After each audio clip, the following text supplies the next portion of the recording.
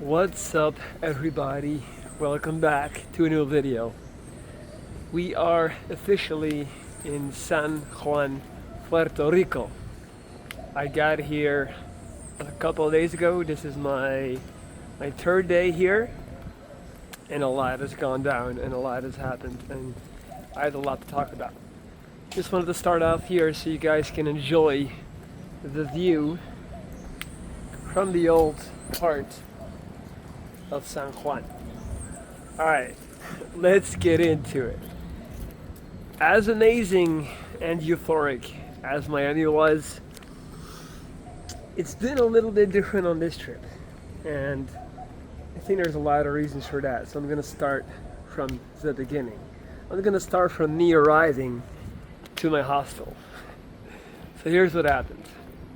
Are you guys familiar with this reality TV show called Jersey Shore? It should be pretty big. I know it might be like a thing of the past already. Can't believe I'm 36 and I'm saying that, but I feel like a lot of people should and will know what that is. There was a person on that show called Pauly D, right? Just Google him. I'm not an editor, guys. I'm not gonna put him in the video. Pauly D, Jersey Shore. So I get to my hostel. I had a 6-bed dorm, right? And the first person I see, my first roommate greeting me, is basically Pauly D, right? He just looks just like him. Not sure what's going on here. A lot of pigeons. Alright, why not? Doing it for the vlog. We'll check it out real quick. If we can keep it moving somehow. Giving you guys the real Puerto Rico San Juan tourist experience. I like to call these flying rats. I don't know why people want to have them on them. Couldn't be me. So anyway, I get into my room. I'm greeted by Pauly D's illegitimate twin, and he basically goes, "Hey, bro, what's up? Nice to meet you." He was also from like New Jersey, same as the actual Pauly D.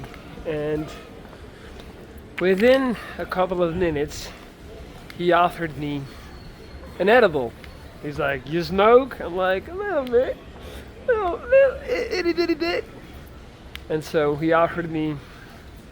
He's like, "Dude, I got a couple of edibles. I'm trying to get rid of."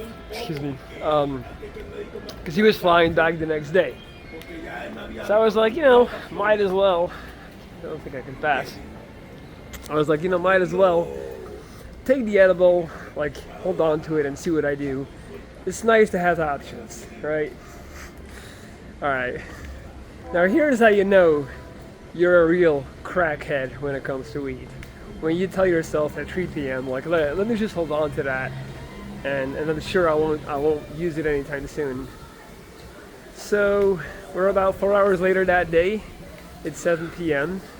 The hostel is still kind of dead at this point, which is interesting because it's actually a very lively hostel. It's a party hostel actually, which wasn't entirely the plan, but that's the way it turned out. Little tip. When the people at reception tell you this hostel is very social or a very social hostel, it basically means it's a typical frat. It's a frat hostel, right? People are gonna be playing beer pong all night, and that's kind of the vibe. Needless to say, I don't love that, but let's get back to the story. So it's about 7 p.m. and I'm thinking, and this is the part, when, especially if you have an addiction, you always talk yourself into, you always talk yourself into it being a good idea, like rationally a good idea, to take I think it's 7 o'clock today. the substance of their choice. Dodging people, man. Dodging Americans. I always say Mexican people have no spatial awareness, but I'm going to have to start adding American citizens to that list. So I'm telling myself, and yeah guys, this vlog is going to take a minute. I'm on a whole different, I'm on Caribbean time right now. As you can tell, I'm on a slow flow. So I'm telling myself, you know what? We're going to take half an edible, keep it light, and that'll put me right in the mood to connect with people. I will find their mundane questions about where I'm from and where they're from and how long they've been here. I'll find it interesting because of the weed. That's how I talk myself into it, right? We got some glittery stuff going on here. And the same way, and weed smokers know what I'm talking about. I feel it's the same thing whenever you decide to smoke with a girl. Like I always tell myself, it's like the most romantic thing ever to smoke with a girl. And it's gonna be a great vibe and we're gonna, you know, feel the energy and all this stuff. And then you do it, and what actually ends up happening is you become super self-conscious, awkward, you start overthinking, and the vibe is weird and things are just, you know, yeah, out of whack. But the message here is that you always find a way, if you have an addiction, to rationalize and to make it a logical choice to do something. You know, same with smoking with a girl. Basically, it's never a good idea unless you've already had a very well built up rapport that you can lean on. So anyway, I take half the edible, 7 p.m.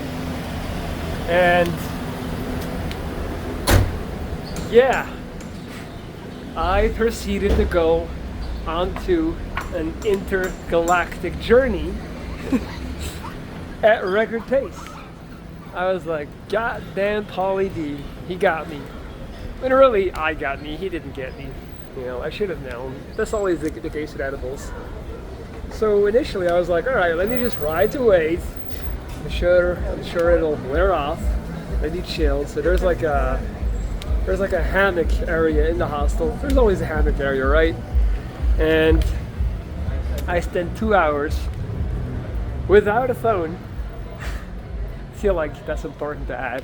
Just sitting there and yeah, man, basically questioning everything about my life and rethinking everything. And needless to say, it didn't really go down or get better. But I was so aware that I am staying at a hostel, and so I'm so big and I attach a lot of value to that Thursday. Like the Thursday is when you plant the seeds to meet your people, to, you know, make your crew. That's when that is established. Like you only have one first impression, right? So even though I was literally flying, I was like, I have to go and talk to these people, right? So I had this whole internal dialogue, I guess, and I did it. I was like, I'm gonna go over to the communal area, and give myself a good slap, and I'm gonna talk. Boy, oh boy, was that a mistake. And this is where I circle back to the conclusion that there is strong frat house energy in this hostel. So I get to the communal area. As you guys know, I've mentioned that, like, I'm the type of guy, weed makes me introverted, makes me chill, makes me very passive and very malleable, I would say. You know, I just want to chill, I'm not trying to... It's like the opposite of what pre-workout or caffeine does with me, right? So I'm sitting there, and I'm sitting next to these 4 kids. I mean, I call them kids, but they're like at least 24, and just like, the best way to describe it is, as a European growing up, we used to see those movies, like American Pie, Road Trip, Freddy Got Fingered, right? There's typical classic high school, college American movies, and then in those movies, there's always like a Stifler, right? And so the Stifler, for those who don't know, is like the character of like the typical douchey college American guy, who's just trying to like pound his chest and bang chicks and all that. And so yeah, I net me 4 of those, a nice collection of Stiflers, as I am melting down on this edible. And it was funny, man. In the moment it wasn't, but like even then I could appreciate the humor of it. So they spot me. I mean, I know I have braids, I got muscle, I'm a big guy, so like anytime, that is a thing, anytime I can tell that when I meet men or, you know, whatever, they always want to establish, like, especially if it's in a closed social setting, they want to, like, you know, engage. Not in a bad way, it's just like they want to show that they're not intimidated or anything like that, which is fair. So I'm sitting there like, you know, and these guys go, yo, what's your name? Like literally like yelling, like, what's your name? And then they get you a thoroughness handshake, like not breaking eye contact, all that stuff. And I'm just like, fuck, I don't want to do this right now. And I'm sure that I was just coming across very, very awkward and very weird and introverted. Yeah, so the conversation really didn't go anywhere. This one guy asked me, he's like, where are you from? I'm like, Belgium. He's like, Dallas? I'm like, kind of. I'm like, Brussels? He's like, never heard of it. You know, he's like, I'm American. I don't know about all that shit. I'm like, all right, man, you know, I get it. It's all good. It's like next to France, next to the Netherlands, next to Germany. So he's like, whatever, I don't give a fuck. So then I spent the next 30 minutes coming up with the right moment to get out. But the problem was I was kind of like, it's like a U-shaped corner where everybody chills.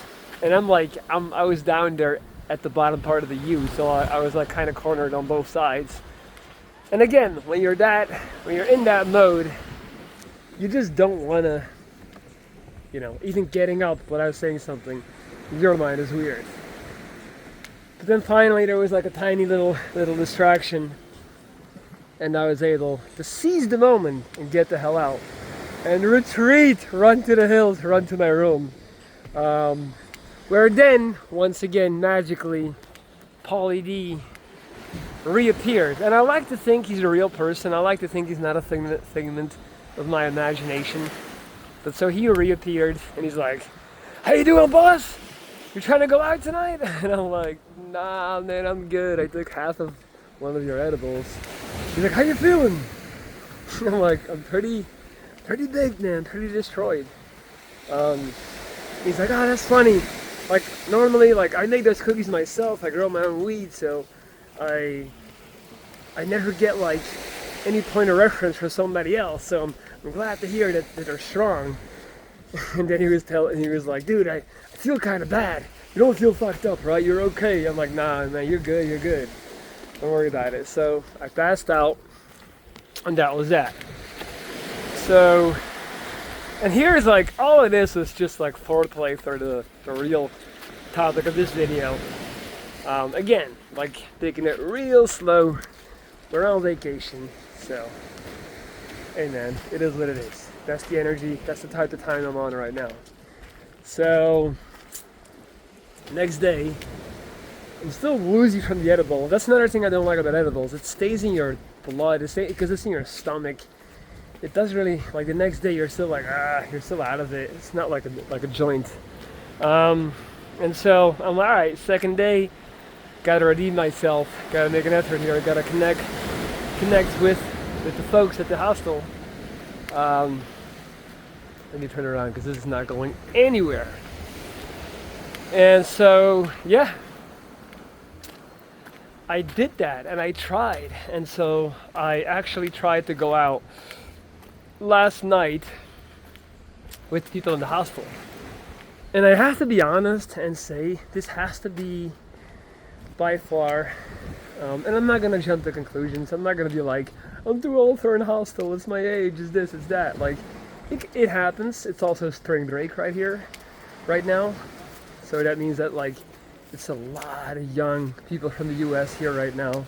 So I do feel like it's a certain demographic.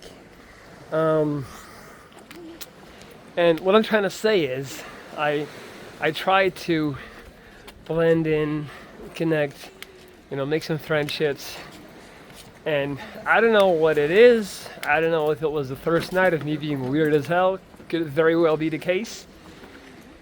But this is probably the first time that I've been unable to form like any type of alliance with anyone in the hostel. Like I'm just not in. And it's really interesting because that's kind of like what I normally do. Like I'm a natural sales guy. I feel like I'm very good at connecting with people. I know how to like, fit in, all that type of stuff. And for whatever reason, it hasn't panned out on this trip. And the reason I think it's interesting to talk about is because that's one of the, not the first time in my life, but definitely one of the most recent times that I can remember. Like it also happened to me as a kid, but I kind of forgot what it felt like to not fit in, And I know that there's a lot of people watching this channel who undoubtedly have that reality on a daily basis where they just don't fit in. And I just want to talk to you guys right now and say like, man, I get it. Like, it fucking sucks. It's hard. When you don't fit in, it's really interesting from the sociological and psychological point of view. It's like the rest of the herd, the rest of the group, of the tribe, whatever you want to call it, it's almost like there's a stench on you. It's like if the first couple of people kind of like disapprove of you, or like for whatever reason they don't really want to connect, or like they're kind of like weirded out, or whatever the case may be, there's like a stench on you. And it's like, I'm sure it also affects your behavior. Like it makes you more timid, it makes you more self-conscious, self-aware, thus subsequently making you act, causing you to act a certain way with less confidence, less swagger, and all that stuff, subconsciously or not.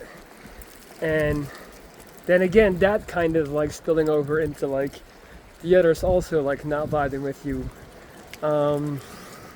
And so we're walking, we're going from the hostel to a party, and it's just like nobody wanted to walk next to me, right? And like, it's not like I'm being bullied or anything like that, but it's just like there's two people there, or like you have the scramble of the group, and then you're walking somewhere, and then everybody kind of like finds their little partner to walk with, or you just start like walking, and then like the person in front of you makes sure to stay in front, and the person behind you makes sure to stay behind, and just kind of look the other way until somebody else starts walking next to them.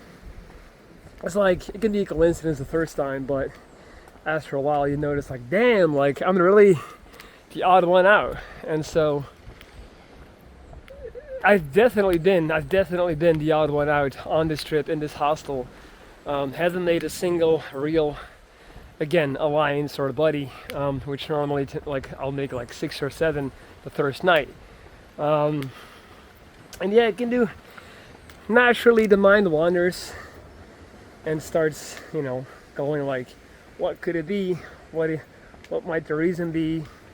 Is it my age? Is it, like, of course there's always like, is it my scar? Is it my face? I don't really think that. I will say this group of people in my hostel right now, they are very young, extremely Gen Z. And it does bother me with small things, like they're just so poor at just small things when it comes to like I'll hold the door for someone and then they won't even acknowledge it. They won't even give me like a nod or do like cheers or like something you would always do if somebody holds the door for you. And they just don't do that. I feel like they're just stuck in this awkward shell, and they just don't know how to like do small talk or do little gestures, social gestures that I consider to be pretty standard, pretty normal.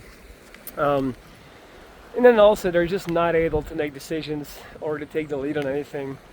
Last night we spent 2 hours talking in a loop of where we were heading, and we only had two options. And the whole group was just like, I don't know, I don't know. And they're just very vapid and airy and very like whatever the group wants, and then nobody wants to take charge. And I damn sure as hell wasn't going to take charge, being in this particular predicament. But so more about like, I want to talk to the people that know what I'm talking about. You know, being singled out, having like this, you know, black sheep aura. It's tough. It is tough because even me, like, I consider myself somebody to have a ton of self-confidence and bravado and assertiveness. But even for me, I was taken aback by how tough it was to really get out of that. Then, naturally, I did find a solution. I popped a capsule of Tribugen. You guys know I love those nootropics. So this one is called Tribugen. That's Tribugen. And it's basically just a nootropic that fires you up. Like, kind of like boosts your testosterone, your self-confidence, that type of stuff. So I popped one of those. I was like, let's have fun tonight, go out. We get into the first place. It was popping. A lot of hip hop, which is exactly what I like. But then apparently for some reason my hostel, my little posse, didn't like it, so we went to another club, which I hate. Like I don't like getting in and getting out. Like I hate indecisiveness and always thinking there's a better option. I like to, you know, be present and make a choice and go with it. But anyway, so we did that, and then after 10 minutes, they wanted to leave again. And that's when I was like, hey man, it's time to stand up. Who are you, man? Come on. Big boy Benzo can't be following these kids around like a babysitter. So I was like, all right guys, see you guys later. Like, I'm staying. So I had enough of it. So they left, I stayed. And I ended. So imagine this: me standing there in a club, bunch of young people jumping around, dancing, and I'm all by myself. I didn't even drink alcohol, guys. All I did was the Tribugen. But I was like, I know how to do this. I've gone on solo missions before. I just went on a solo mission a couple of weeks ago when my phone got stolen. So I know I still got it in me, and I ended up having. Funny detail, I was holding onto my phone, like physically grabbing my phone the whole night, because I just got paranoid about losing it again. There's definitely some residuals there from getting my phone pickpocketed. And so, yeah, I ended up staying, and I was just vibing, man. I had a blast.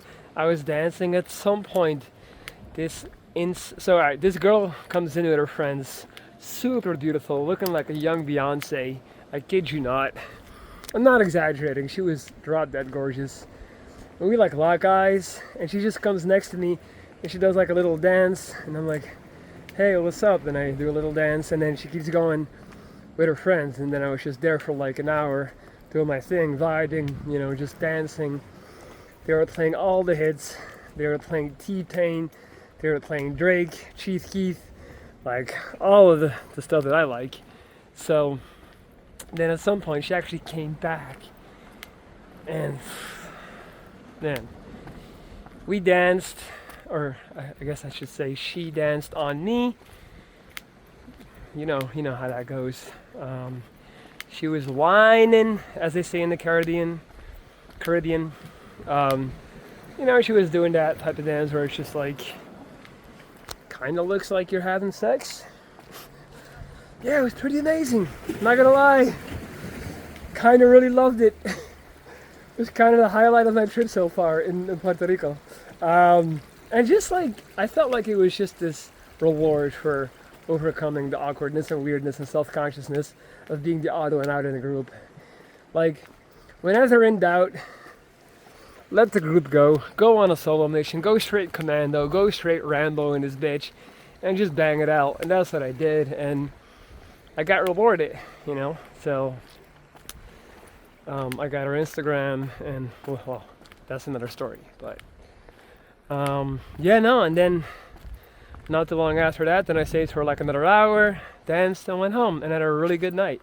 And now I am exploring the old city of San Juan today after hitting the gym for 2 hours this morning. I've hit the gym every day since I've been here.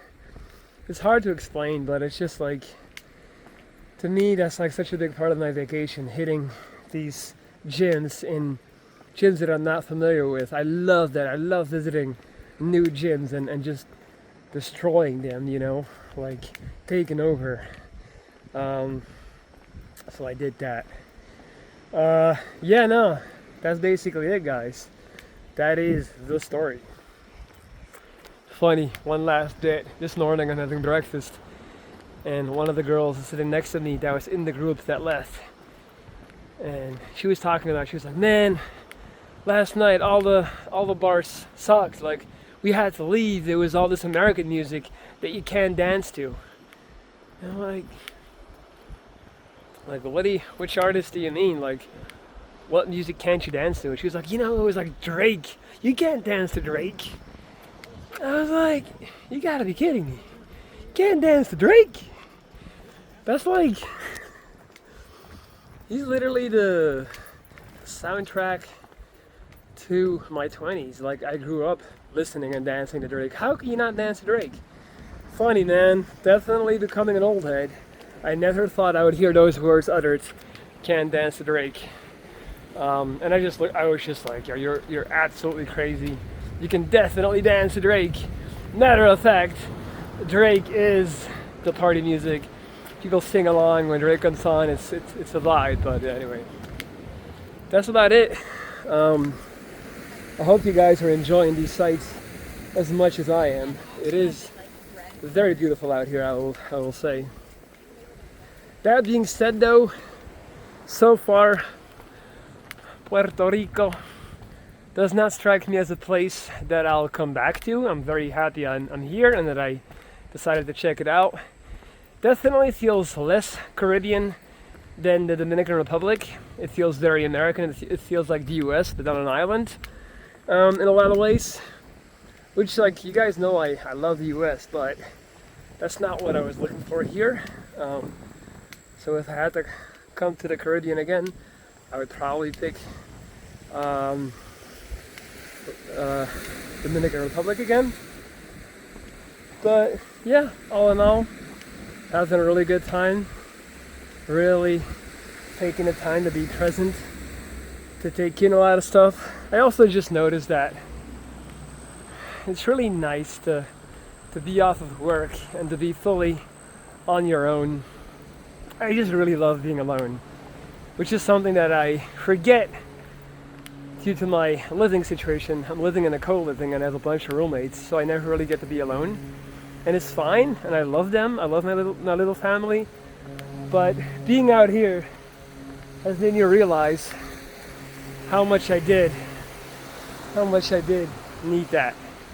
So I'm perfectly fine just spending my days destroying the gym in the morning and then going on little walks and little adventures during the day. And let's see what happens tonight. Am I gonna go on another solo mission? Am I gonna go with a group? Because people are coming and going all the time, right? So it might be a whole different story tonight. And I fully intend on shooting at least one more video while I'm here in Puerto Rico, because I love me a good backdrop. Alright guys, thank you so much for watching. Let me know in the comments what you think of these type of videos. Do you appreciate them or not so much?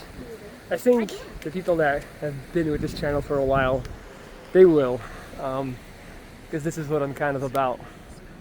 Just constant, you know, real life epiphanies. And yeah, again, when that happened to me, when I was like, damn, I'm like the unpopular kid in high school that nobody wants to sit next to in class, like the kid that's getting picked last in, you know, during gym class. And it was quite astounding how quickly that affected me, and how quickly my inner strength initially faltered, and I began to question myself. So I just wanted to, say that to all of you guys watching this video who feel that way and who go through that on a daily. Like, I feel your pain. It's not a nice situation to be in at all. It really sucks. And I can imagine that if this is something that you're stuck in, it might be really hard to break free from this. And on that note, I want to remind you guys that I'm still taking on new clients. I'm still available for my coaching and mentorship service. Because if that's something that you're in that situation, if that's something that you're going through, we can and we will come up with a plan to get you out of that rut. So, if you're waiting on a sign to change something in your life, let the fact that you watched this video all the way to the end be that sign. And let's make a change. Hit me up, lorenz.dries@gmail.com. My email is below the video. And I would love to help you guys out, as I know where you're coming from. Alright guys, that's it for today. Stay up, stay enjoying life, stay safe, and thank you for watching.